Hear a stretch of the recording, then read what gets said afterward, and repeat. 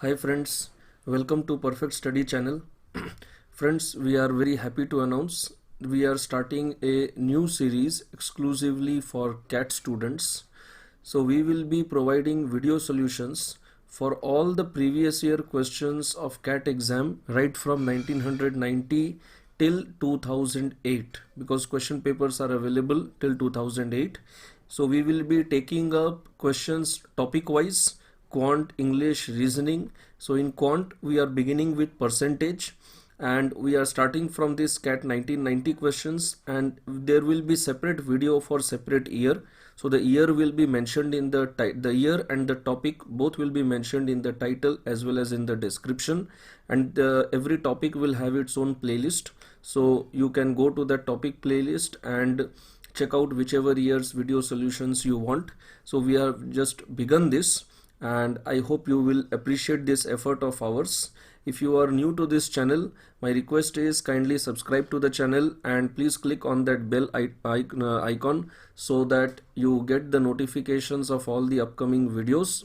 So let us begin today's topic, that is percentages, and we have taken questions from CAT 1990.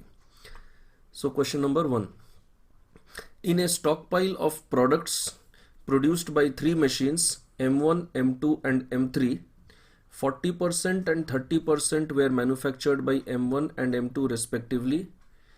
3% of the products of M1 are defective, 1% of products of M2 defective, 90% of the products of M3 are not defective. What is the percentage of defective products in the stockpile? So your stockpile, it has got three categories, M1, M2 and M3. Now what is the production percentage? For let's write here, this is the production or the manufacturing.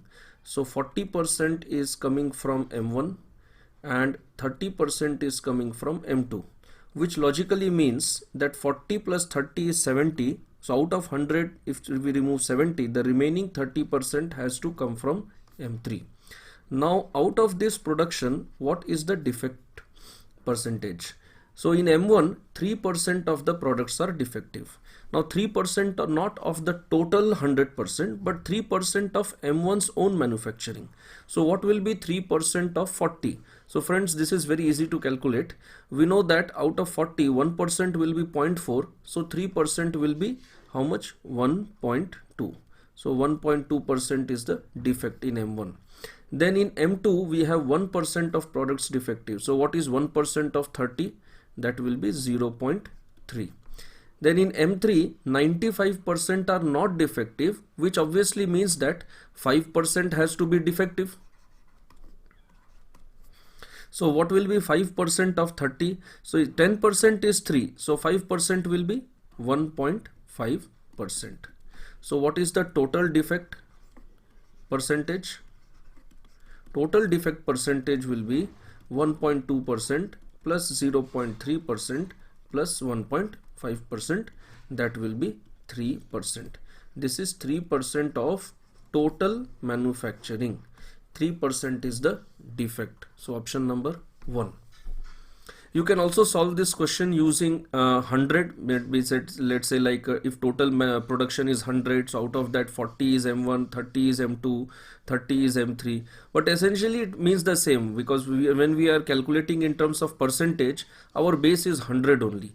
So I have done directly using percentage. You can also calculate using 100 figures. You will get the same answer. Let's move on.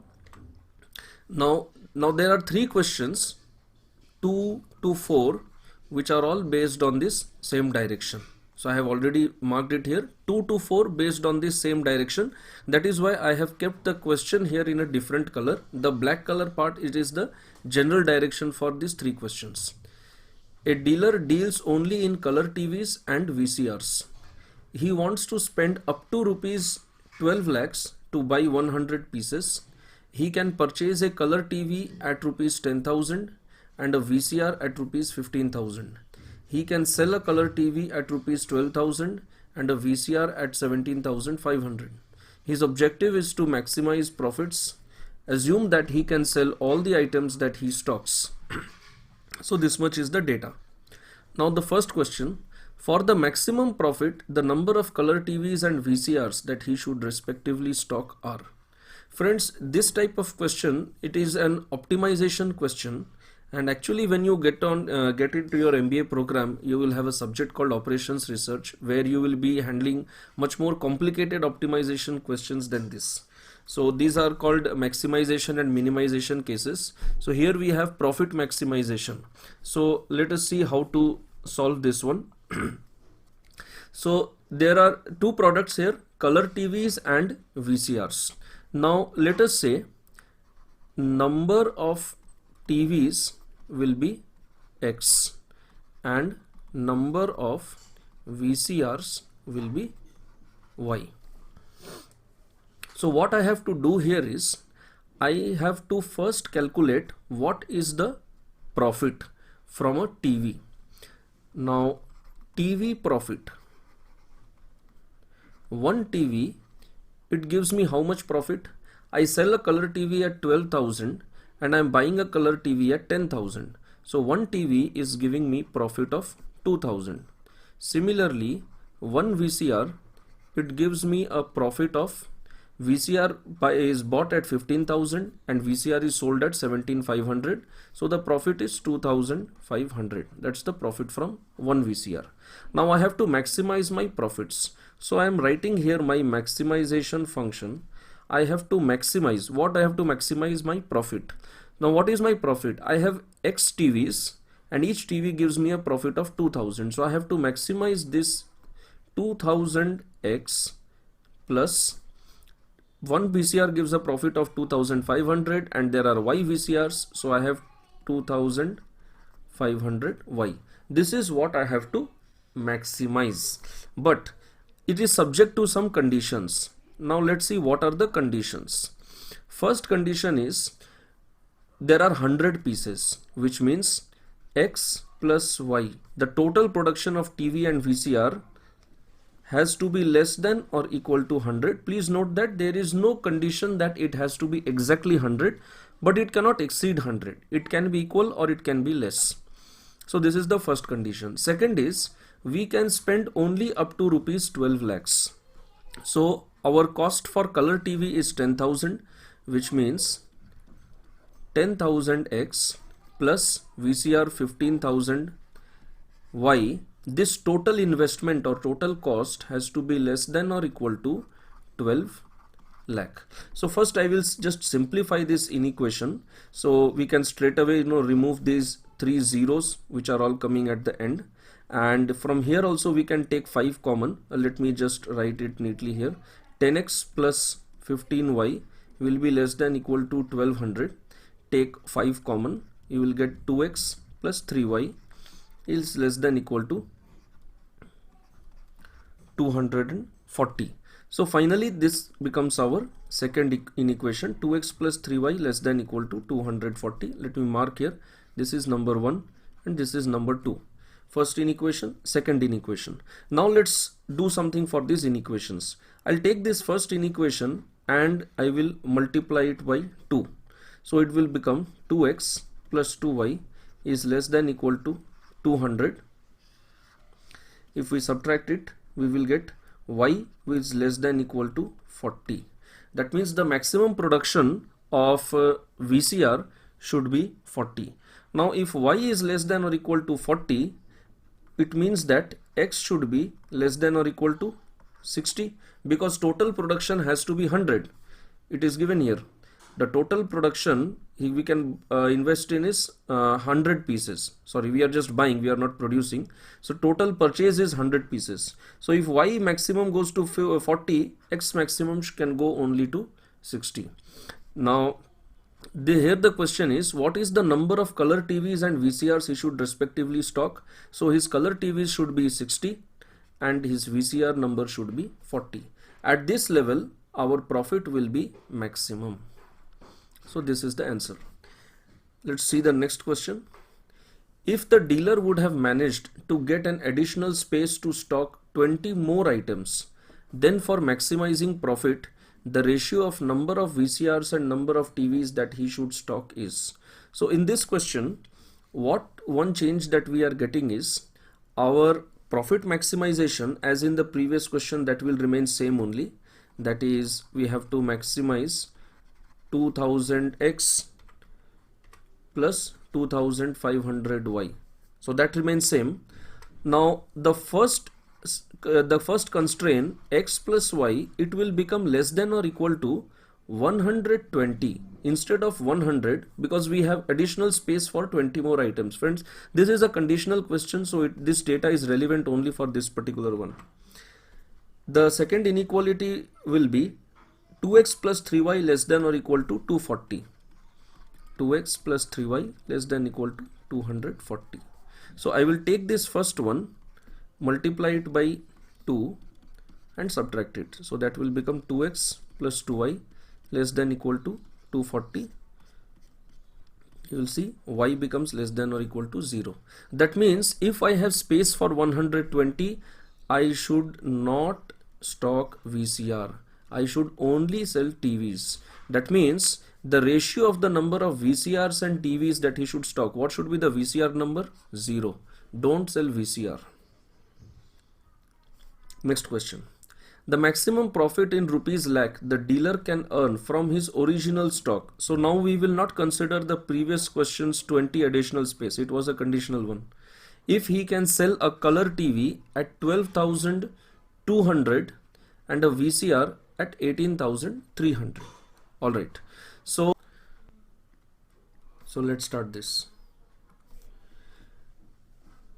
Now here we will take the number data from our previous question number 2 only, because our original stock for the maximization function, what we had calculated, that is going to remain same. If you remember, we had calculated TV should be 60 and VCR should be 40. I'll just show that again here. TV 60, VCR 40. But the profit is changing here.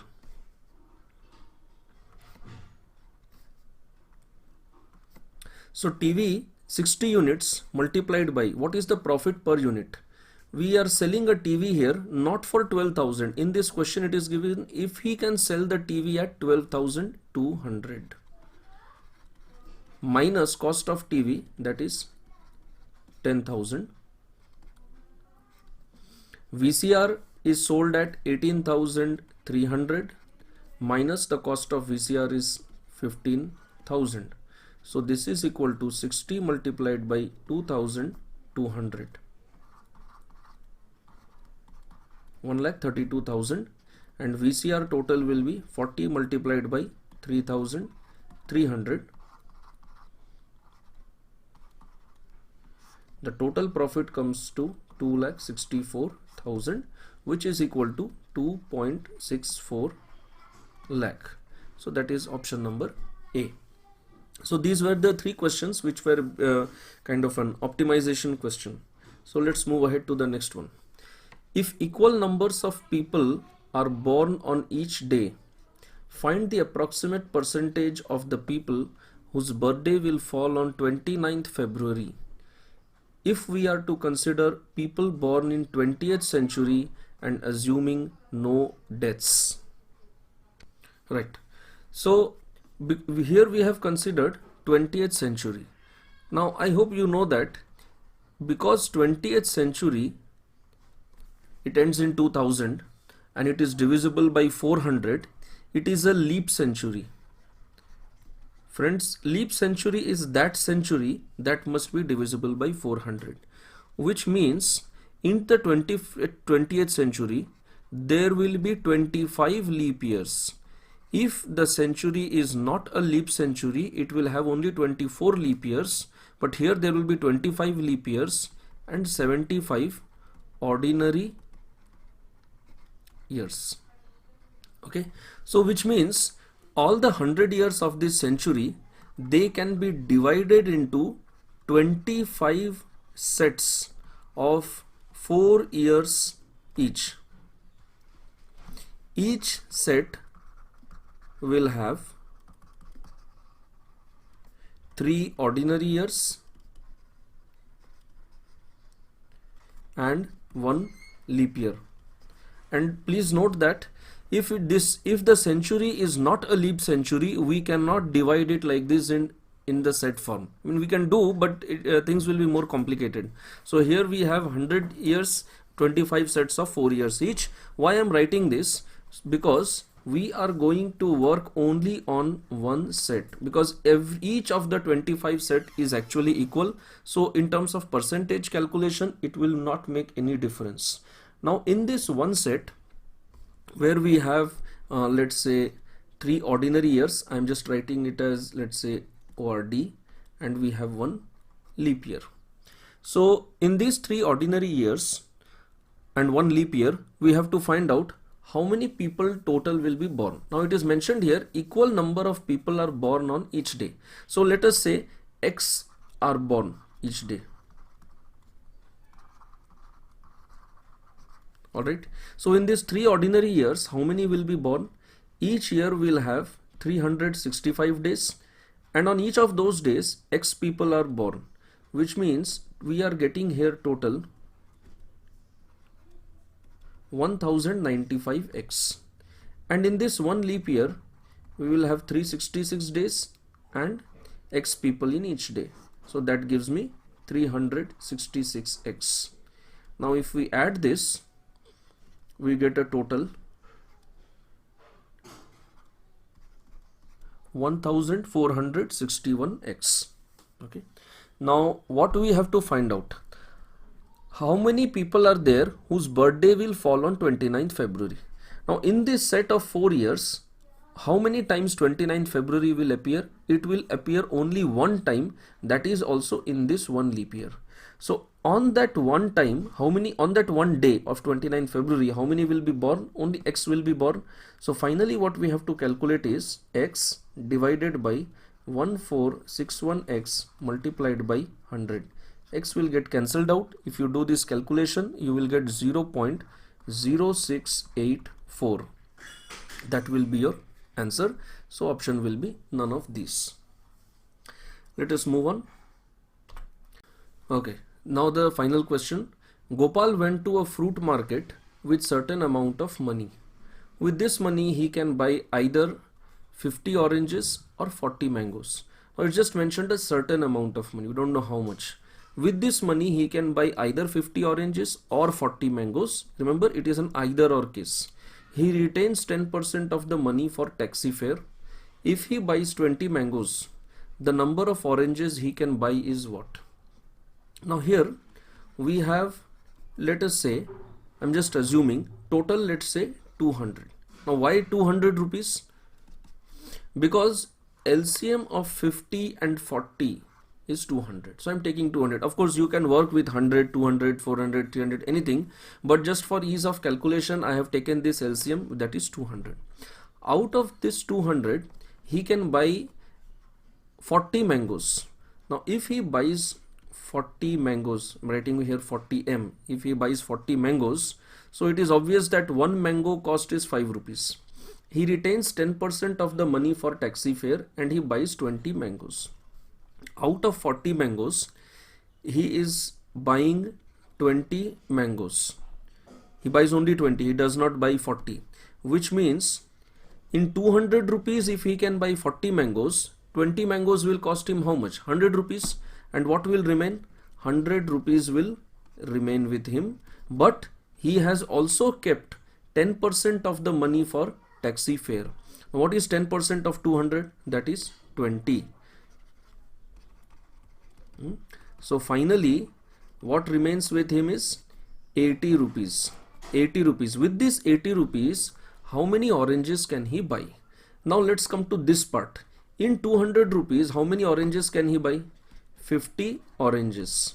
So 50 oranges, if it costs 200, then one orange will cost how much? 200 by 50, that is 4 rupees. So 4 rupees is the cost of one orange. That means in 80 rupees, he can buy 80 divided by 4, that is equal to 20 oranges. So he can buy 20 oranges. Right? So these were the solutions to percentage questions in CAT exam for 1990. In the next video, we will take up the next year's question series for the same topic, and we will be coming out year-wise video solutions for the other topics also. So I hope you like the solutions to these questions on percentages 1990 for cat. Friends, I request you again, please subscribe to our channel so that you get the notifications for all the upcoming videos for cat solutions. And we also provide question answers videos for banking, for SBI PO exam. Of course, these questions must be helpful for SBI PO students also, because they are giving quite a lot of cat type questions.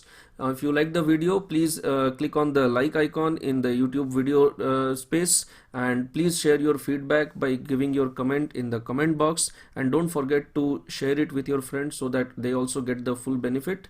We will meet you all in the upcoming video. We also have our Facebook group for Perfect Study channel. The Facebook group link is given in the description box, and our email ID is also mentioned in the description box. You can send us email for any queries, doubts, suggestions, or any specific questions that you may be having. Here we will be flashing the other videos and the calculation tricks videos that we have. So as of now, thank you. Bye bye.